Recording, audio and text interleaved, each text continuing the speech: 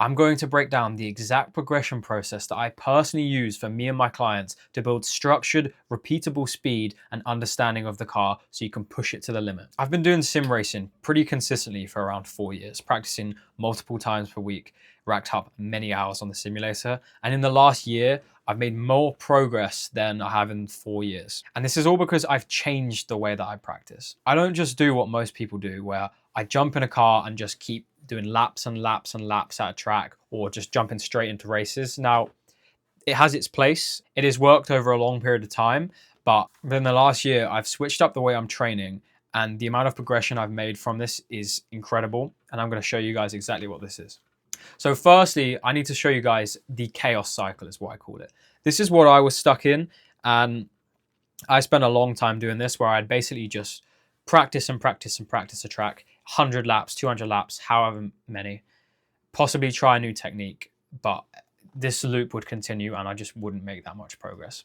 So the structure of this basically is doing aimless practice, like I just said, doing many laps, and you make a bit of initial progress. So this can be compared to going to the gym. You know, you get your newbie gains, you've been going for 6 months or a year, and you know, you're making loads of progress, you're getting a lot stronger, but you start to reach a limitation. And this limitation could be that you're not doing nutrition properly, you're not training properly, you're not doing progressive overload, whatever. Usually there's a stage of confusion because you don't know what this limitation is. The next stage is then you start watching tips and tricks. You know, this could be a YouTube video or YouTube short, a reel, whatever, to help you out with maybe your trail braking. You think, oh, I've seen a lot of people talking about trail braking. Maybe this is something I need to try.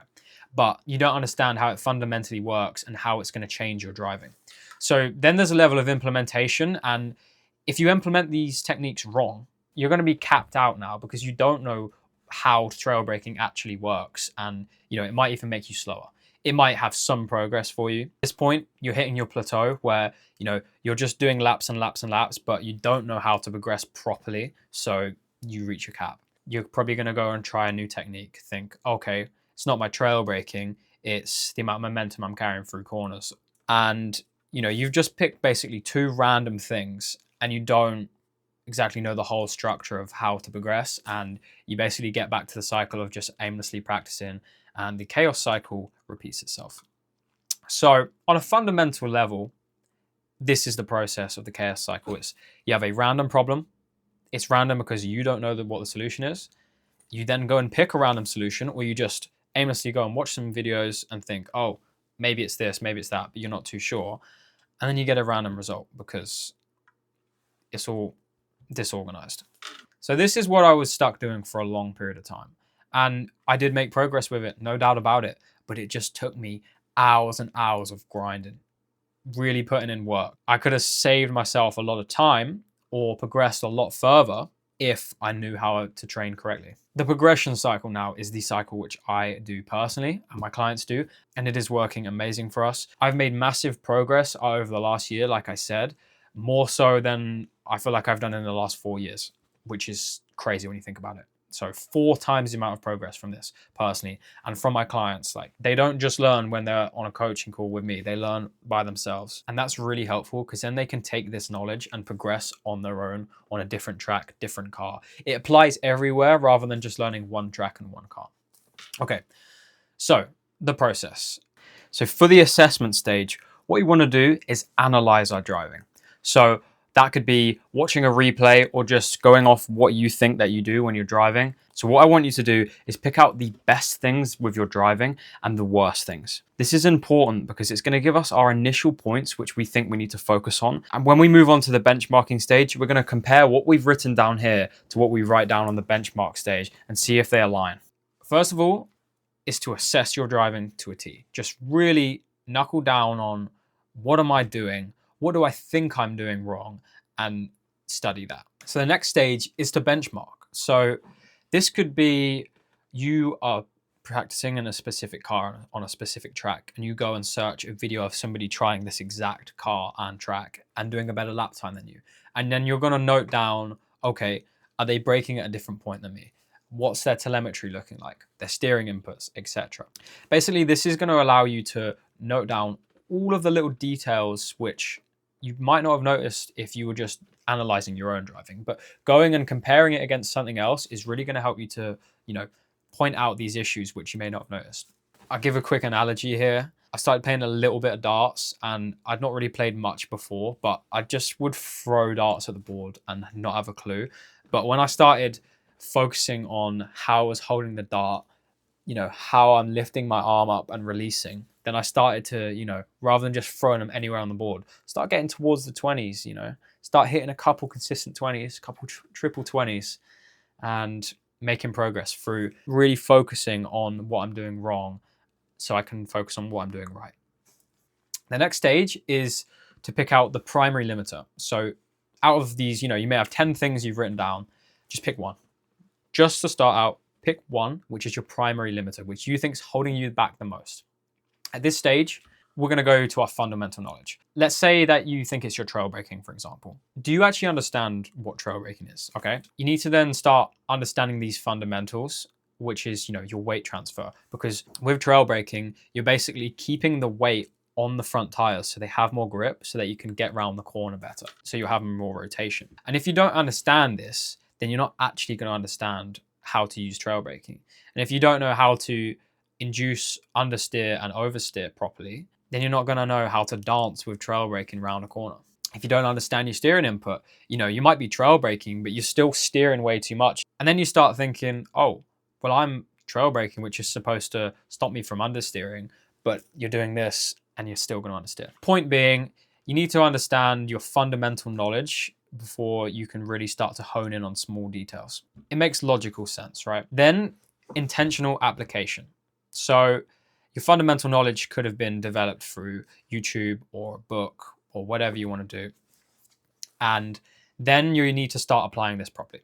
So let's still use trail braking for an example. Now, we not only need to just practice trail braking to get around a corner, I would say you need to start testing the limits with it. So inducing oversteer by using the brakes to understand this weight transfer, which is super important when you're driving the car. Once you can intentionally apply this new knowledge into your own driving, you're going to really understand it and it's going to help you learn it so much faster. At this stage, you're going to start strengthening it, which is basically just keep practicing it. You've intentionally applied it now, you're starting to understand it. Now you can go out into races or just general practice and try it normally and just keep locking it in, focusing on it. Rather than getting distracted, just keep focusing on this one thing and then step back to the drawing board and go and assess again. At this stage, I'd go back to the assessments that we've done.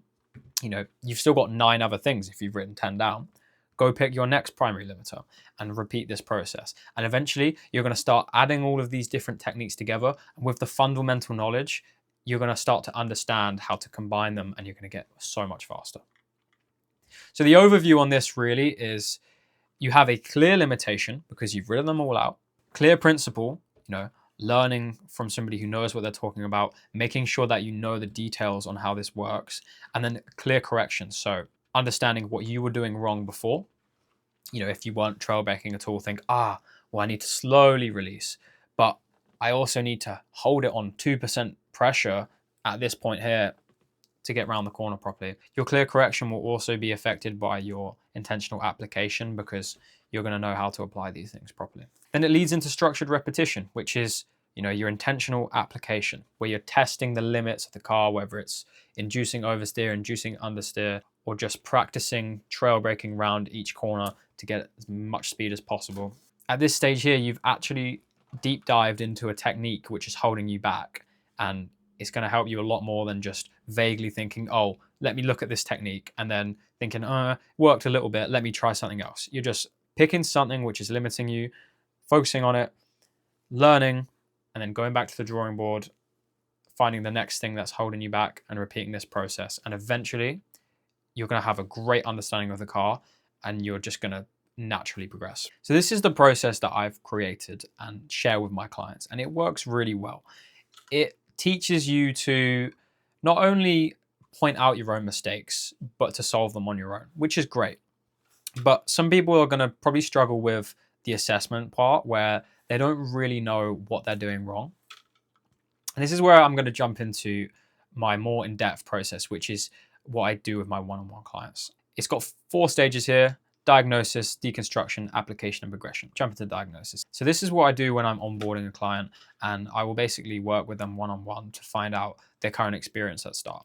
So yeah, current experience, the problems that they think they face, because sometimes you think that the problem's X, but you have a second set of eyes look at you and say it's Y. Could be completely different. And then the way we do it is we pick a car and a track. Just one car, one track to start with. Keeps it simple. We can focus on fundamentals rather than having to learn a new track and a car all the time. So what I get them to do is share me their lap data. So it could be a screen recording or telemetry of their lap time. And at this point, I'm going to compare and analyze the data. So basically, I'm going to look at their telemetry. I'm going to identify their strengths and weaknesses in their driving. So I could say, oh, they brake too early. They don't carry enough momentum through here, etc. And potentially a ghost comparison. So on iRacing, if I've got their data, I can then, run that on my own track and just watch it. So what this does for me is it gives me clarity when we jump into a coaching call, because I now know the problems which they face.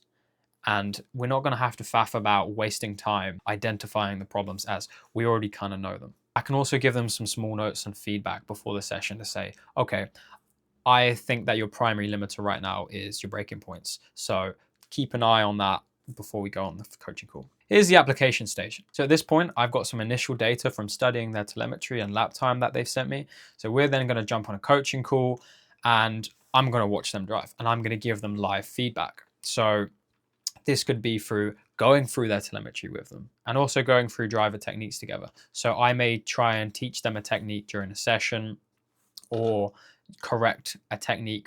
Another thing I like to do is do diagrams. So when it comes to, brake pressure and throttle input, diagrams are super helpful with them because it's visual, people can understand.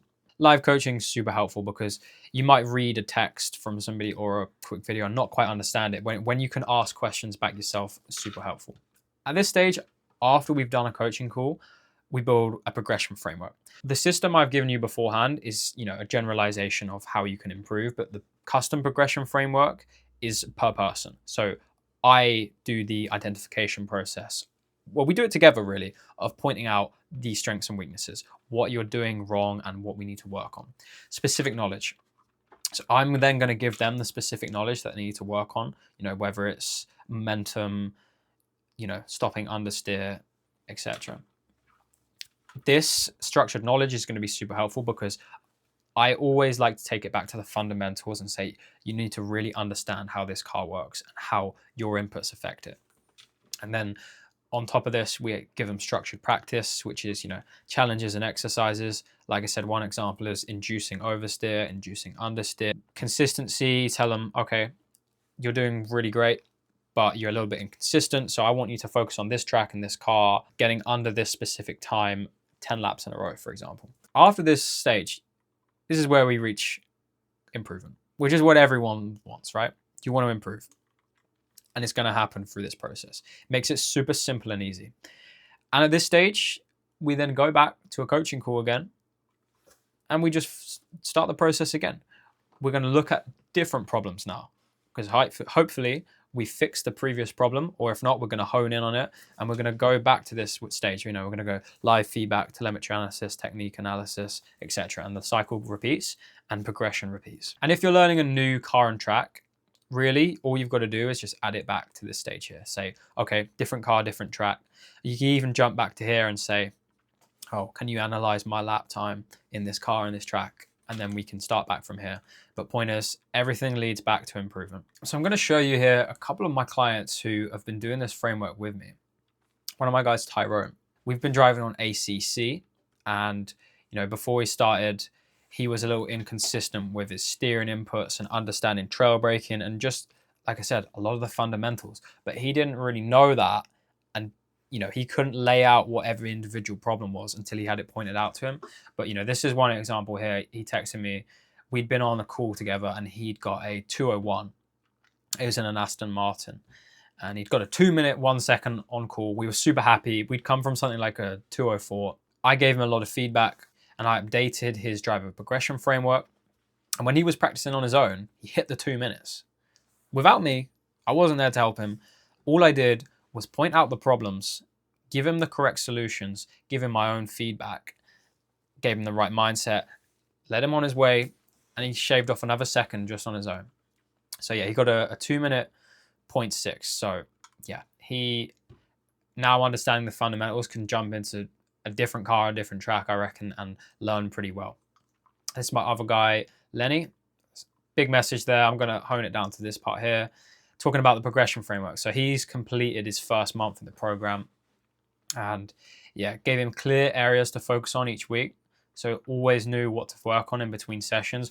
Really important, because the aimless practice cycle just hits a cap, which is where specific practice is so helpful.